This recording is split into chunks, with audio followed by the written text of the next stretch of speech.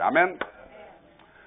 Lorsque le pasteur Jean m'avait demandé pour apporter le message juste un peu avant Noël, il y avait un message qui était venu sur mon cœur, un texte biblique. Et finalement, j'ai parlé de Noël. Mais ce texte-là est revenu sur mon cœur les 2-3 dernières semaines. Et j'ai préparé vraiment un message sur ce texte-là.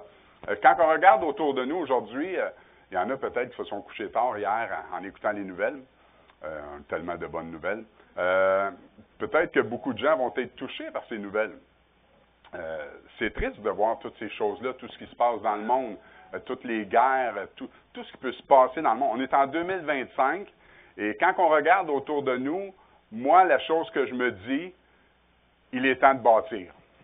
Je crois vraiment qu'il est temps de bâtir. Tout le monde dans la vie désire bâtir quelque chose. Certains veulent se bâtir une maison, et c'est bien.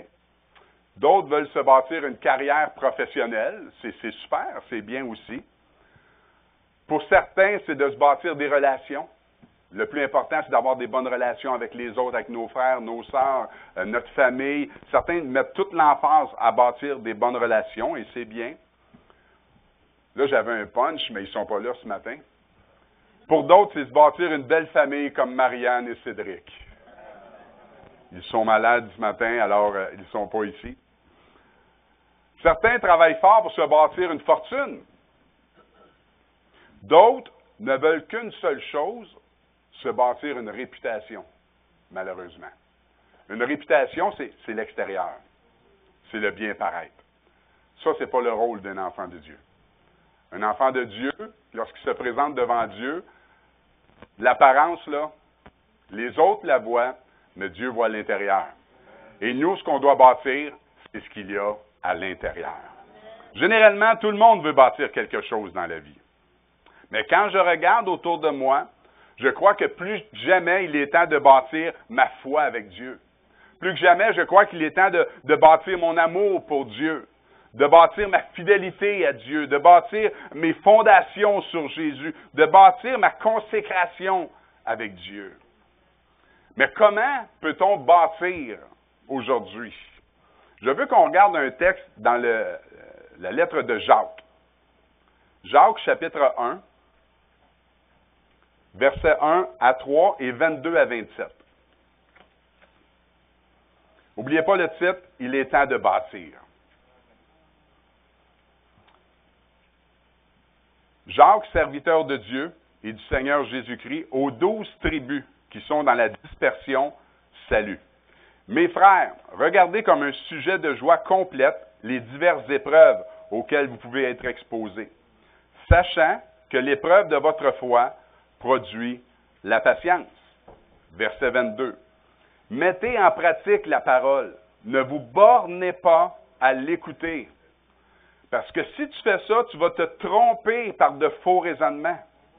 Car si quelqu'un écoute la parole et ne la met pas en pratique, il est semblable à un homme qui regarde dans un miroir son visage naturel et après s'être regardé, s'en va et oublie aussitôt quel il était. Mais celui qui aura plongé les regards dans la loi parfaite, la loi de la liberté, pour ceux qui pensent que la loi apporte de l'esclavage, que la Bible apporte de l'esclavage, elle apporte la liberté. Avant, j'étais esclave, aujourd'hui, je suis libre. La loi apporte la liberté. Et qui aura persévéré, n'étant pas un auditeur oublieux, mais se mettant à l'œuvre, celui-là sera heureux dans son activité. Si quelqu'un croit être religieux, sans tenir sa langue en bride, mais en trompant son cœur, la religion de cet homme est vaine. La religion pure et sans tache devant Dieu notre Père consiste à visiter les orphelins et les veuves dans leur affliction et à se préserver des souillures du monde. Amen. Seigneur, j'ai encore une fois besoin de toi, Seigneur, pour tout comprendre ta parole. Non seulement la comprendre, la saisir moi-même, mais être capable de l'expliquer à tes enfants qui sont devant moi, Seigneur. Moi, tout seul, je ne peux rien faire, Seigneur. J'ai besoin que toi, tu ouvres leur cœur, Seigneur, que ton esprit agisse en eux, que vraiment tu puisses parler, Seigneur, et saisir leur cœur ce matin. Seigneur, il est temps de bâtir. Il est temps de bâtir, Seigneur. Et je te prie, Seigneur, que chaque personne dans ce lieu prenne au sérieux le fait qu'aujourd'hui nous devons commencer à bâtir. Merci pour tout ce que tu vas faire ce matin, Père. Au nom de Jésus, je te prie. Amen et Amen. Amen. Je veux regarder un peu avec vous l'introduction de Jacques. C'est pour ça que j'ai lu le 1, 2 et 3. Moi, j'aime ça regarder ce que les théologiens pensent de l'Épître, d'où ça vient, à quel moment ça a été écrit, à qui c'est destiné. J'aime regarder ces choses-là quand je lis un Épître ou quelques livres que ce soit. Plusieurs théologiens n'arrivent pas à voir le fil conducteur de l'Épître. Certains disent qu'il n'y a comme pas de fil conducteur dans l'Épître de Jacques. Il s'en va comme un petit peu partout. Certains disent ça. Pour plusieurs, ce n'est pas clair à qui cette lettre est destinée. C'est pas certain. Pour certains, ils disent que c'est des Juifs, d'autres c'est des chrétiens, des frères. Certains ont même mis en doute cette lettre, car elle met beaucoup l'emphase sur mettre en pratique les œuvres, alors que c'est par la grâce que nous sommes sauvés. Certains ont mis cette lettre vraiment avec un certain recul. Alors, on va regarder un peu ce que ça dit. Verset 1, Jacques, serviteur de Dieu et du Seigneur Jésus-Christ. De quel Jacques s'agit-il? Je crois qu'il y a 3 ou 4 Jacques dans la Bible de mentionner. La tradition chrétienne considère que c'est Jacques, le frère de Jésus. Et avez-vous vu comment il se présente? Et ça, moi, ça me touche. Ça me touche beaucoup la façon dont il se présente. Pour donner du poids à sa lettre, il aurait bien pu dire « Moi, Jacques, frère de Jésus. Moi, Sylvain, frère de Céline Dion. » Tu sais, c'est « Wow, hey, t'es le frère de Céline Dion. Hey, c'est wouhou, on t'écoute. » Il aurait pu dire « Moi, Jacques, frère de Jésus. » Non. Moi, Jacques, serviteur de Dieu et du Seigneur Jésus-Christ. Wow, quelle humilité. Certains d'entre nous n'auraient pas commencé la lettre comme ça. Je vous le garantis. Le mot serviteur en grec ici est doulos, qui en réalité signifie esclave. La façon dont Jacques se présente, c'est « Moi, esclave de Jésus-Christ et de Dieu. » Wow, quelle belle introduction en la matière. À qui la lettre s'adresse-t-elle? Là, il y a beaucoup de gens qui pensent ils ont différentes opinions. Le verset 1 nous dit « Aux 12 tribus qui sont dans la dispersion. » On peut tout de suite penser aux 12 tribus d'Israël qui sont dispersées. Pour certains, c'est cela. Pour certains autres, c'est pas cela. Mais pour moi, il y a sûrement des Juifs convertis à Jésus qui sont concernés. Pourquoi c'est important pour moi de comprendre ça? C'est que les Juifs étaient élevés dans la loi. Ils la connaissaient, la parole. Ils étaient enseignés, la parole. Ils étaient habitués à l'entendre, la parole. Et lorsqu'il arrive le moment du verset 22, ne vous bornez pas à l'écouter. Si c'était des Juifs, là, ouch, ça a dû faire mal. Ça a dû leur faire mal. Arrêtez de l'écouter, mais mettez-la en pratique. Ils aimaient beaucoup écouter et bien paraître. Mais le but était de mettre en pratique la parole. Et leur racine, c'était sûrement le judaïsme, je crois. Je crois que au verset 2, ça dit « Mes frères ». Est-ce qu'il s'agit de frères dans la foi, des chrétiens? Alors, c'est là que les théologiens se disputent un petit peu à qui est destinée cette lettre. Mais pour moi, quels que soient les destinataires de cette lettre, cela touche assurément des Juifs et des Juifs peut-être convertis. Je le crois. Quel est le but de la lettre de Jacques? Je trouve que Jacques nous encourage à bâtir. Quand on lit « mettez en pratique », il y en a qui ont peur de ça. C'est trop raide, c'est trop direct, Non. Jacques nous encourage à bâtir. Dès le début au verset 2, regardez comme un sujet de joie complète les différentes épreuves auxquelles vous êtes exposés, sachant que l'épreuve de votre foi produit la patience. Juste vous dire que, ici en français, quelle image je pourrais donner? J'aime ma femme. J'aime ma femme. Je l'aime beaucoup, elle n'est pas ici ce matin, là, pour différentes raisons, inquiétez-vous pas. J'aime ma femme. J'aime mon chien. C'est la même chose, mais en réalité, ce n'est pas le même amour, là. On s'entend? En hébreu et en grec, il y a plusieurs mots pour définir ce que ça veut dire, tandis que nous, on a souvent juste un mot, des fois deux. Alors, Au verset 2, le mot épreuve est pyrasmos. Le mot signifie une tentation, une séduction du péché, une épreuve de la fidélité de l'homme, son intégrité, sa vertu. Il faut les regarder comme un sujet de joie, ces épreuves. Pourquoi? Comment on peut regarder des tentations comme un sujet de joie? Le verset 3 nous le dit, « Sachant que l'épreuve de votre foi produit la patience. » Le mot épreuve ici n'est pas le même qu'au verset 2. Ici, c'est dokmion, qui signifie la preuve. Si vous résistez aux tentations, c'est la preuve de votre foi. C'est la preuve de votre foi. Et le mot patience est uponome, qui signifie persévérance, endurance. Alors, je veux juste dire, si on paraphrase les versets 2 et 3, Jacques nous encourage à bâtir à travers les tentations et les séductions du péché, car c'est la preuve de notre foi qui produit la persévérance et notre endurance. Il est temps de bâtir. Bâtir notre foi plus que jamais. Et Jacques va expliquer comment faire, comment nous devons bâtir. Alors, regardons ensemble le verset 22. Premièrement, pour bâtir, il faut mettre en pratique. Il faut passer à l'action. Passer à l'action. Verset 22. Mettez en pratique la parole et ne vous bornez pas à l'écouter, en vous trompant vous-même par de faux raisonnements. Mettre en pratique, en grec, c'est poestal, celui qui produit, un auteur. Et l'expression originale est très forte. Soyez des faiseurs de la parole. Soyez des faiseurs de la parole. Il ne s'agit pas seulement de la connaître. Il ne s'agit pas seulement de lire la parole ou d'entendre la parole, mais de vivre la Bible, de la vivre la Bible, de suivre ses instructions. Il est temps de bâtir. Il est temps de bâtir. La meilleure façon de bâtir est de mettre en pratique la parole, de passer à l'action. Comment je peux bâtir mon couple? En mettant en pratique la parole. C'est en mettant en pratique la parole. Chacun personnellement, pas seulement un, les deux.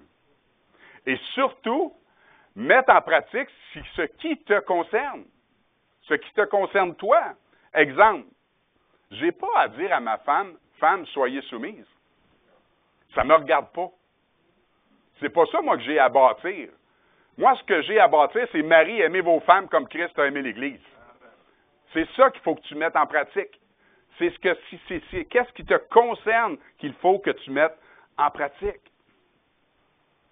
Il est temps de bâtir. Et Jacques nous explique comment en mettant en pratique la parole. Beaucoup font un parallèle entre l'Épître de Jacques et le Sermon sur la montagne. L'Épître de Jacques contient 15 allusions au Sermon sur la montagne. Jacques mentionne « mettre en pratique la parole » et le Sermon sur la montagne se termine par « si on veut bâtir sa maison, il faut mettre en pratique ce qu'on entend ». La façon de bâtir est de mettre en pratique la parole de Dieu. Il est temps de bâtir. Je veux que vous ressortiez d'ici avec dans la tête qui résonne « il est temps de bâtir, il est temps de bâtir, il est temps de bâtir ». Il n'est plus le temps de jouer. Il est le temps de bâtir. C'est quand on met en pratique que les choses changent. Si vous ne mettez rien en pratique, il n'y a rien qui va changer. Il n'y a rien qui va changer. Quand on lit ce genre de texte, on peut voir ce texte comme peut-être un fardeau. Mais ce texte, ce n'est pas uniquement un devoir, mettre en pratique sa parole. C'est une opportunité. Il faut le voir comme une opportunité pour nous de grandir. Ce qui est écrit là-dedans, c'est pour notre bien. C'est pour qu'on puisse grandir. Combien ont eu des enfants ou ont des enfants? Vous les avez tous éduqués. Vous les avez tous dit des choses à faire et à ne pas faire. Pourquoi? Pour leur bien. Et la seule façon qu'ils pouvaient grandir et bien avancer, c'est s'ils mettaient en pratique votre enseignement. S'ils font juste vous écouter, ils ne mettent pas grand-chose en pratique. Mais si on veut bâtir, si on veut grandir, si on veut avancer, on doit mettre en pratique la parole de Dieu. C'est quand on met en pratique qu'on bâtit. Il ne faut pas juste se berner à l'écouter. Ne soyons pas des auditeurs libres. Je ne suis pas fort avec les ordinateurs. Il y a quelques années, mon portable allait mal, très mal. Je n'arrivais plus à me connecter sur Internet. Pour me rendre compte que je l'avais mis en mode avion. Je ne sais pas s'il y en a qui savent c'est quoi la mode avion. Moi, je ne savais pas. Non, je ne savais pas c'était quoi. Je l'enlevais, je le remettais, je l'enlevais, je le remettais. À un moment donné, je l'ai laissé. Je n'étais plus capable de me connecter. Je ne savais pas ce qu'était le mode avion. Pour me rendre compte que ce mode-là, avec ce mode-là, on coupe tout réseau. Plus rien de nouveau peut rentrer. La seule chose qu'on peut faire, c'est utiliser nos applications hors connexion. On utilise ce que l'on a. On ne peut pas aller plus loin. Pour moi, se borner à l'écouter, sans mettre en pratique la parole, c'est se mettre en mode avion. C'est se mettre en mode avion. On lit, on est bien avec ce qu'on lit, on est bien avec ce qu'on sait, on est bien avec ce que l'on croit, mais on ne désire pas avoir plus que qu'est-ce qu'on a. Je prie ce matin qu'on retire le mode avion de nos vies et que lorsqu'on lit la Bible, on prend tout ce qu'il y a dans la Bible, tout le nouveau qu'il y a dans la Bible. De ne pas rester fermé à nos pensées, à nos convictions, à notre connaissance, mais s'ouvrir à toute la parole de Dieu. Jacques va donner une image pour qu'on comprenne. Moi, j'aime ça quand il y a des images. Les paraboles, j'aime beaucoup ça. Jésus donnait des images pour que le monde comprenne. Et Jacques va donner une image pour qu'on comprenne. Ne pas mettre la parole en pratique, c'est comme se regarder dans un miroir, voir les défauts sans y apporter les corrections. Verset 24, après s'être regardé, s'en va et oublie aussitôt quel il était. Le mot oublier est le mot ipilan tanomi, qui signifie oublier, négligence, ne pas prendre soin d'eux. Je crois que la majorité d'entre nous se sont regardés dans le miroir ce matin. Alors, regarde ton voisin et dis, toi, tu t'es regardé dans le miroir un matin, ça te paraît. Certains plus que d'autres. Mesdames, non. Pourquoi qu'on s'est regardé dans le miroir? Pour voir s'il n'y aurait pas des petites corrections à faire. C'est pour ça qu'on se regarde dans le miroir. Hein? Certains hommes ont fait leur barbe, ont pris le temps de se coiffer, de regarder si tout était beau. On s'est regardé dans le miroir et on n'a pas vu des choses sans les changer. S'il y avait une couette de travers, on l'a placée. Si on a un morceau de toast dans les dents, on va l'enlever. Celui qui écoute la parole et ne la met pas en pratique n'apporte aucune correction, il reste tel qu'il est, avec ses défauts, avec ses péchés, avec son caractère, il ne change rien. Ce n'est pas ce à quoi on est appelés, nous les croyants.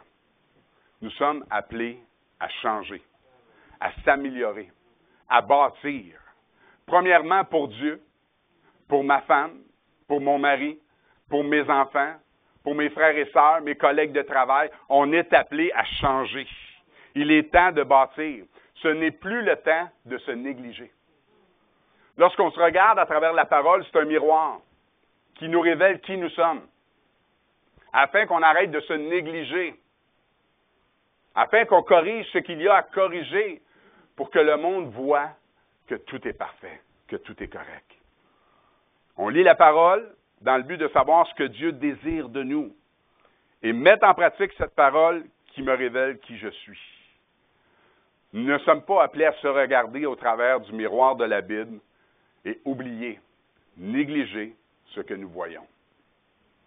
Est-ce que c'est toujours facile? Mais non. Mais non, si ça serait facile, on serait parfait. Mais il n'y a rien de facile. Il n'y a plus de temps à perdre. On doit bâtir notre vie selon le miroir de la parole de Dieu. Pas ce que les gens autour disent, selon le miroir de la parole de Dieu. Au premier siècle de notre ère, les miroirs consistaient à une feuille de métal poli à l'extérieur jusqu'à devenir réfléchissante. On dit que les Hébreux utilisent du laiton, les Grecs, les Égyptiens et les Romains emploient du bronze. Et les gens qui étaient riches utilisaient de l'argent ou même de l'or. Mais il restait très différent au miroir actuel. Pour se faire une idée de son visage, il fallait regarder avec beaucoup d'attention. Ce n'était pas les miroirs d'aujourd'hui, là. Il fallait regarder avec beaucoup d'attention. Le verbe décrit une action intensive, de chercher à voir vraiment, de se voir comme il faut à travers le miroir. Et faire bouger le miroir pour changer l'éclairage et l'image de réflexion. Il fallait vraiment que ça bouge, qu'on regarde dans tous les angles pour être sûr de ce que l'on voit. Alors, les miroirs de l'époque ne donnaient pas une image claire comme aujourd'hui. Le but d'un miroir est que l'on puisse se voir tel que nous sommes. Pas déformé. Tel que nous sommes. Tel que nous sommes. Le but de regarder la Bible comme un miroir est de nous évaluer. Il est temps de bâtir. Il est temps de bâtir. On évite parfois à se comparer aux autres. Mais si on veut bâtir, on doit se regarder à travers le miroir de la Bible. Si vraiment tu veux grandir, si tu veux avancer, si tu veux bâtir, regarde à travers le miroir de la Bible. La Bible va nous révéler vraiment qui nous sommes. N'oubliez pas, il est temps de bâtir. Il faut se voir tel que nous sommes. La meilleure façon de se regarder à travers le miroir de la Bible, c'est à travers le miroir de la Bible, car elle nous révèle qui nous sommes.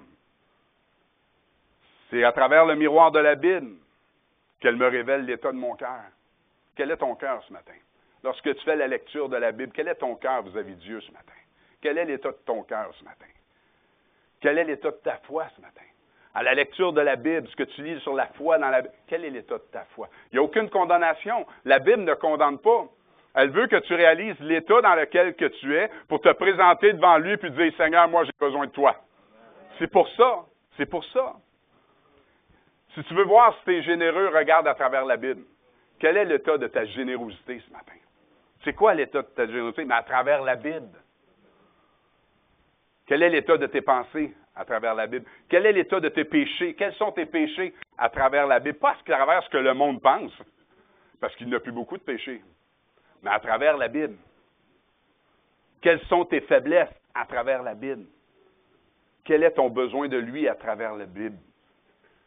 Est-ce que tu vois à travers la Bible que tu es un enfant de Dieu? Tu as été lavé par le sang de Jésus-Christ, que tu as la possibilité de t'approcher de lui quoi qu'il arrive, que tu peux lui demander pardon jour après jour après jour après jour. Il est temps de bâtir. Et pour ce faire, il faut se regarder à travers le miroir de la Bible. L'un des moments les plus marquants de ma vie chrétienne. Et je crois que ce moment-là a changé ma vie. Est arrivé lorsque je me suis regardé un jour dans le miroir. Après 7 mois de vie chrétienne, plus de sorties dans les bars, plus de drogue, je me trouvais bon. Ah, que t'es bon, Sylvain. Eh, que t'es bon.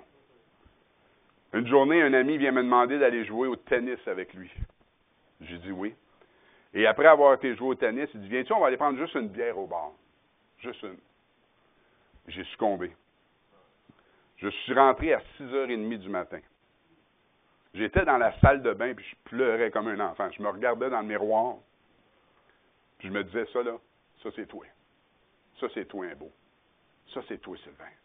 Arrête de te faire des accroires, ça c'est toi. Et ma mère, qui n'est pas chrétienne, se lève et elle me voit pleurer devant le miroir. Puis non, Sylvain, qu'est-ce qu'il y a? Là, je dis, gars, j'aime Dieu, gars, qu'est-ce que je viens de faire? 6h30 du matin. Il faisait 7 mois qu'il n'y avait plus rien. Alors, regarde-moi aujourd'hui. Elle me répond, elle dit, tu sais, Dieu t'aime pareil. À partir de ce moment-là, ma vie a changé. À partir du moment où je me suis regardé dans le miroir, puis je me suis vu tel que j'étais, j'ai reconnu que j'ai besoin de lui. Qu'en réalité, je n'étais pas bon. Mais j'ai besoin de lui jour après jour, tous les jours demain. Est-ce que vous voulez bâtir? Il faut se regarder dans le miroir et dire, Seigneur, moi j'ai besoin de lui. Moi j'ai besoin de toi. Quel que soit l'état de ton cœur, quel que soit ce que tu vis ce matin, mets-toi devant lui et dis-lui que tu as besoin. La parole de Dieu est comme un miroir. Elle me révèle qui je suis. Pas pour me détruire, mais pour réaliser que je dois changer et que moi j'ai besoin de lui. J'ai besoin de lui. Comment on fait cela? Bien, en plongeant nos regards dans la loi. Le verset 25 nous dit, « Mais celui qui aura plongé les regards dans la loi parfaite, la loi de la liberté, et qui aura persévéré, n'étant pas un auditeur oublieux, mais se mettant à l'œuvre, celui-là sera heureux dans son activité. » Jacques explique de quelle manière il faut regarder la parole. Celui qui aura plongé les regards. Le mot plonger est le mot parakupto. Ce mot signifie là, se pencher. Se pencher sur une chose là, dans le but vraiment de la regarder comme un trésor. Pas. Non. Se pencher, regarder, se mettre à pencher, se mettre à étudier, à regarder, à chercher à comprendre. Regarder avec la tête penchée en avant. Il ne s'agit pas d'un simple coup d'œil curieux. C'est avec un regard attentif qu'il fouille dans les Écritures et essaye de comprendre tout ce que la parole nous enseigne. On met beaucoup l'emphase sur la prière, et c'est bien, on a besoin de la prière, mais je vous garantis qu'on a besoin de lire la parole de Dieu. On a besoin de lire les instructions de Dieu. On a besoin de cela.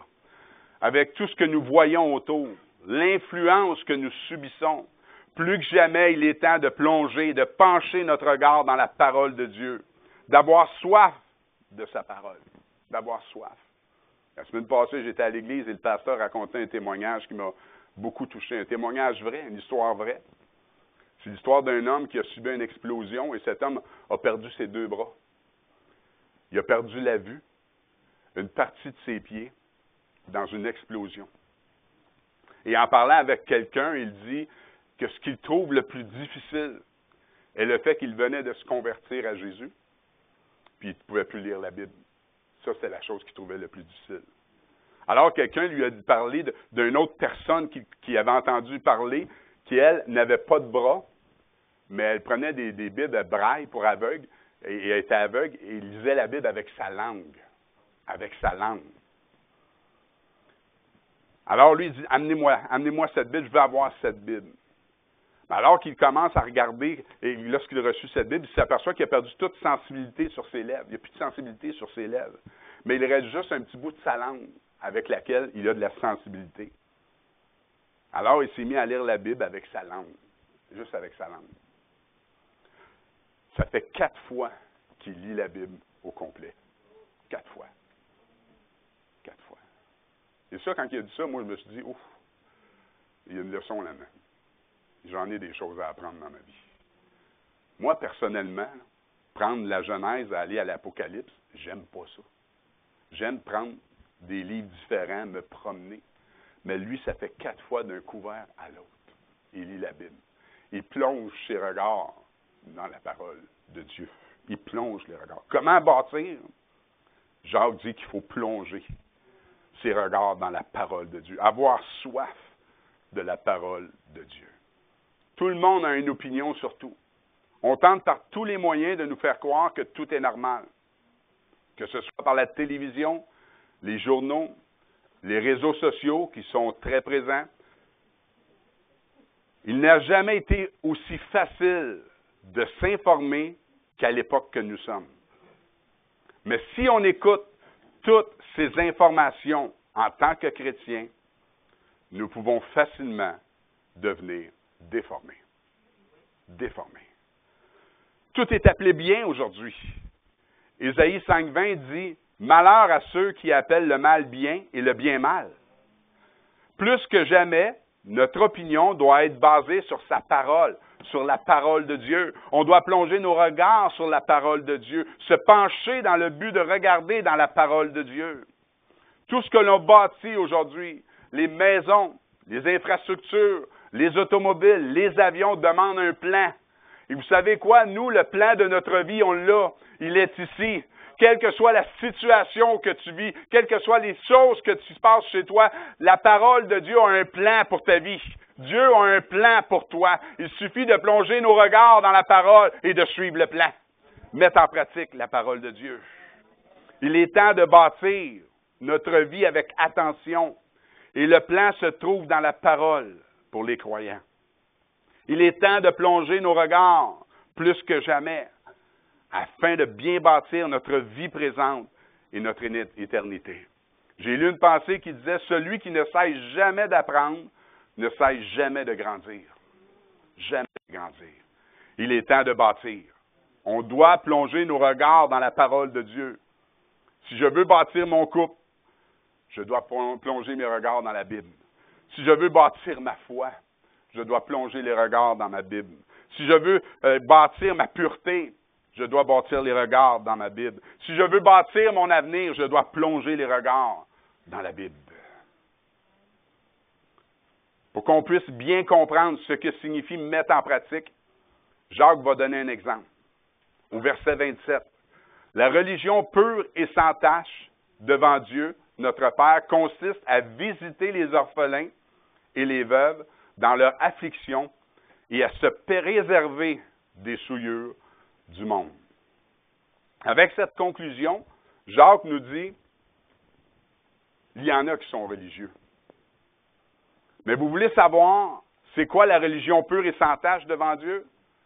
Prends soin de ceux qui sont dans le besoin. Mets en pratique ce que tu entends.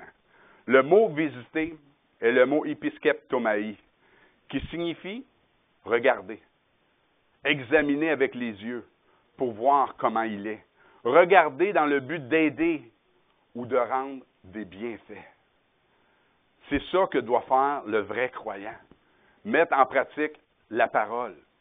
La religion pure et sans tache aux yeux de Dieu, c'est prendre soin de ceux qui sont dans le besoin, de mettre en pratique ce que la Bible nous enseigne. Et à se préserver de toute souillure, non seulement à s'occuper des autres, mais aussi prendre soin de nous, prendre soin de nos péchés, de notre pureté, mettre en pratique la parole. Jacques nous exhorte à mettre en pratique sa parole, en ne se trompant pas soi-même par de faux raisonnements, mais en plongeant nos regards dans la loi parfaite.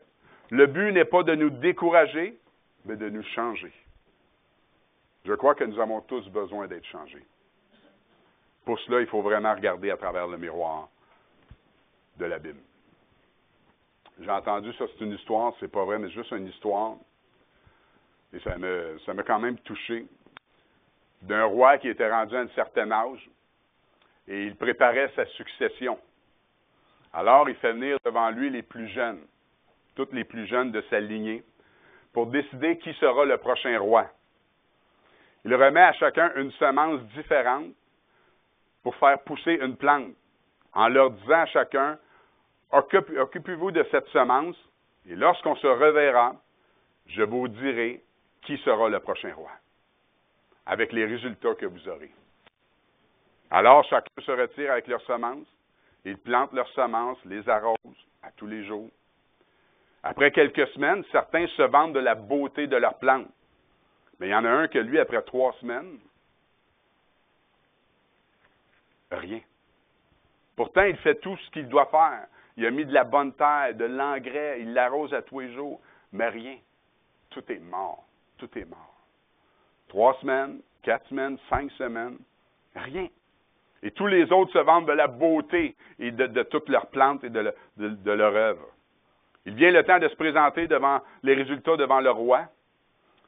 Mais lui, il décide de ne pas y aller, de ne pas présenter cela au roi, car tout est mort. Tout est mort. Sa mère lui dit, vas-y. Lui, il dit, non, j'ai rien. Les autres, ils ont toutes des belles plantes. La mienne, tout ce qu'elle a, c'est mort. Il n'y a rien qui a poussé. Je ne suis pas pour aller devant le roi comme ça. Sa mère lui dit, c'est pas grave. Tu as essayé. Vas-y, présente-toi devant le roi et dis-lui la vérité. Alors, il décide d'y aller. Et lorsqu'ils arrivent, ils se placent tous devant le roi avec leurs semences. Mais lui, rien, c'est mort à côté des belles plantes, des belles fleurs et tout. Le roi passe devant chacun. Quand il arrive devant celui que tout est mort, s'arrête, avec un petit sourire en coin.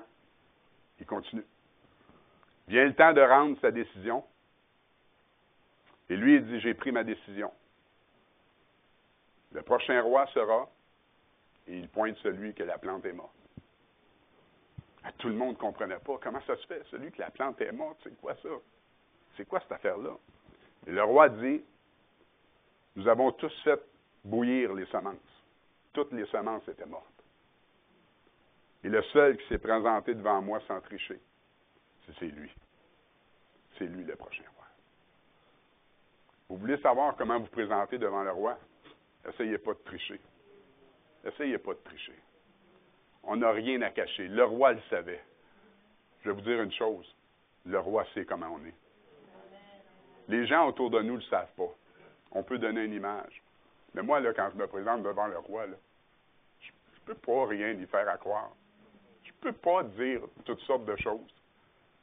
Mais il y a une chose que je veux, c'est me présenter tel que je suis. Et si je me présente tel qu'il est,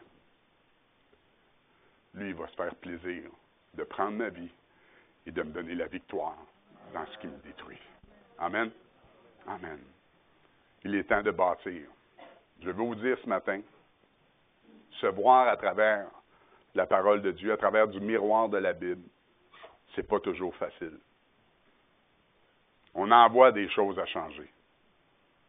On peut même être mort en dedans. L'important, c'est de se présenter devant lui. C'est ça, la parole de Dieu. T'es mort, là. Présente-toi devant moi. C'est écrit dans la parole. Présente-toi devant moi, puis moi, je vais donner la vie à ce qui est mort.